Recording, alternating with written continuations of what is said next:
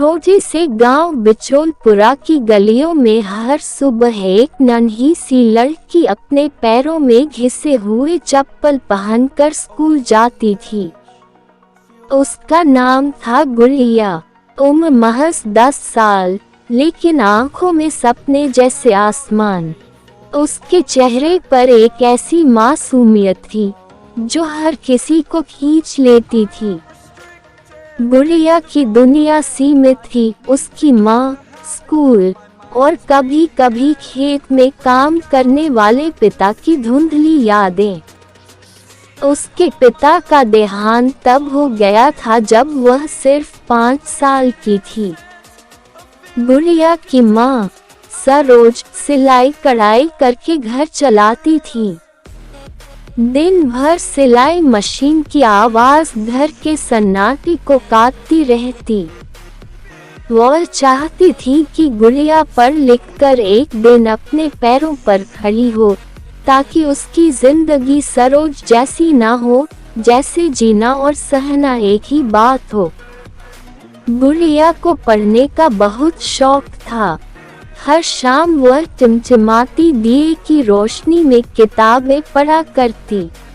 गांव के स्कूल में सुविधाएं बहुत कम थीं, न ठीक से किताबें, न शौचालय, न बिजली। लेकिन गुड़िया के इरादे पक्के थे। जब दूसरी लड़कियां खेल में व्यस्त होती, वह पेड़ के नीचे बैठकर गणित के सवाल हल किया करती। एक दिन उसके स्कूल में एक नई शिक्षिका आई, अनामिका मैम। उन्होंने बच्चों से पूछा कि वे बड़े होकर क्या बनना चाहते हैं। कोई बोला डॉक्टर, कोई बोला पुलिस वाला। लेकिन जब गुड़िया की बारी आई, वह बोली, मैं मैम जैसी बनना चाहती हूँ, किसी को पढ़ाना, किसी की जिंदगी बदलना।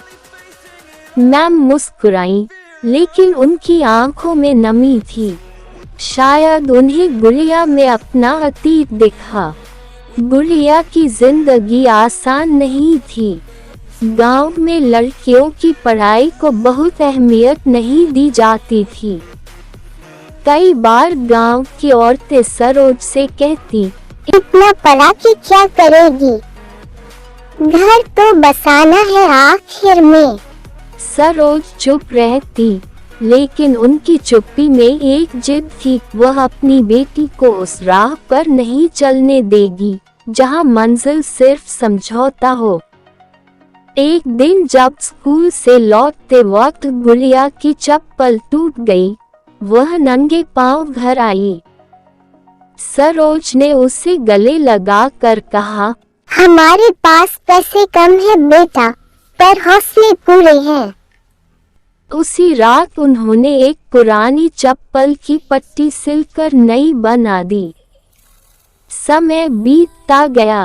8वीं कक्षा में गुड़िया ने ब्लॉक लेवल की परीक्षा में टॉप किया। अनामिका मैम ने उसका नाम एक गैर सरकारी संस्था में भेजा, जहां होनहार लेकिन गरीब बच्चों को छात्रवृत्ति दी जाती थी। कुछ हफ्तों बाद एक चिट्ठी आई। गुड़िया को शहर के एक अच्छे स्कूल में पढ़ने का मौका मिला था, साथ में हॉस्टल और किताबों की सुविधा भी। गुड़िया डर गई थी। माँ से दूर, गांव से दूर, सब कुछ नया होगा। लेकिन सरोज ने उसे समझाया, अगर उड़ना चाहती है तो घोंसला छोड़ना ही पड़ेगा। शहर में गुड़िया को बहुत कुछ सीखना पड़ा। अंग्रेजी बोलना, कंप्यूटर चलाना, नए माहौल में ढलना। शुरू में वह खुद को सबसे अलग महसूस करती थी, लेकिन हर बार जब वह हिम्मत हारने लगती तो माँ की कही बात याद आती। बेटी, तू समंदर की लहरों से मत डरना, क्योंकि तू खुद एक तूफान है। धीरे धीरे उसकी मेहनत रंग लाने लगी। उसने हर विषय में अच्छा प्रदर्शन किया। उसके लेख स्कूल की पत्रिका में छपने लगे। वह डिबेट, निबंध लेखन और विज्ञान प्रदर्शनियों में अव्वल आने लगी। फिर एक दिन 12वीं की परीक्षा में उसने पूरे जिले में टॉप किया। समाचार पत्रों में उसकी फोटो छपी। स्कूल में सम्मान समारोह रखा गया। मंच पर जब वह बोलने खड़ी हुई तो सबसे पहले माँ का नाम लिया। अगर मेरी माँ मुझे पढ़ने की आजादी न देती तो आज मैं यहाँ न होती। आज गुड़िया एक गवर्नमेंट स्कूल की शिक्षक है। उसी गांव में लौटकर जहां से उसने सपना देखा था, हर सुबह वह मासूम बच्चों को पढ़ाती है जिनकी आंखों में वही सपना है जो कभी उसकी आंखों में था। वह अब गांव की लड़कियों के लिए एक मिसाल बन चुकी है।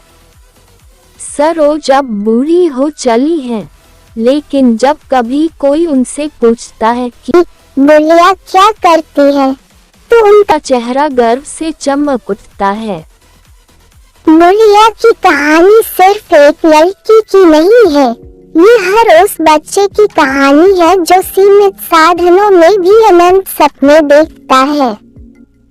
ये हर उस माँ की कहानी है जो समाज की परवाह किए बिना अपने बच्चे के लिए लड़ती है। और यह उस शिक्षक की कहानी है जो एक बीज बोकर जंगल खड़ा कर देता है, क्योंकि सपने वही सच होते हैं जिनमें हौसले की स्याही होती है और संघर्ष की कलम।